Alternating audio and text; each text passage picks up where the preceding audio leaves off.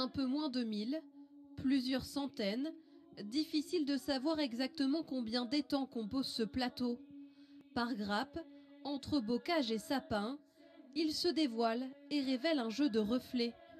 Ce paysage, Michel Butterlin en a rêvé lors de ses 56 jours de confinement. Le paradis, on l'imagine un peu comme ça,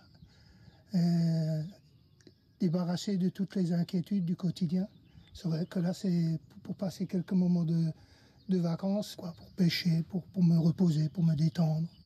Cette parenthèse enchantée, c'est le décor quotidien de Michel Bresson. Lui est né ici, dans la ferme familiale. Après une carrière dans l'industrie, il a tout quitté pour revenir sur le domaine, entouré de ses 5 étangs. Lorsqu'on est né dans un endroit comme celui-là, lorsqu'on a fait beaucoup d'efforts, disons, pour aménager, transformer et mettre en valeur sur le plan touristique, c'est un endroit qu'on n'a pas envie de quitter. Il y a donc construit 3 gîtes, chacun avec une vue, une perspective différente.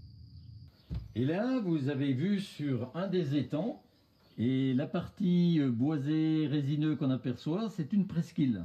Il y a des couchers de soleil où vous aurez le reflet du soleil dans l'eau. On a l'impression qu'on a 2 soleils, effectivement, en face de nous. Un petit coin préservé que découvrent randonneurs et cyclistes. C'est vrai que nous on est à 5 minutes, mais on vient ici, on est complètement dépaysé parce que je trouve que les paysages en fait et la végétation est complètement différente. C'est trop beau les étangs, j'ai adoré. On a Loki, il a bu un petit peu dans l'eau et c'était trop bien. Loki, c'est le chien? Oui. Et on a l'impression d'être hors du temps, oui, c'est cette cabane là qui est enfouie sous terre, toutes ces choses. On a l'impression que le temps est passé. Une impression qui vient peut-être de l'histoire de la création de ces étangs. Il y a 12 000 ans, à la fin de la dernière ère glaciaire, les glaciers vosgiens ont fondu et cela a entraîné la formation de plusieurs centaines d'étangs. Et ensuite, au Moyen-Âge, l'homme a développé ces étangs pour la pisciculture.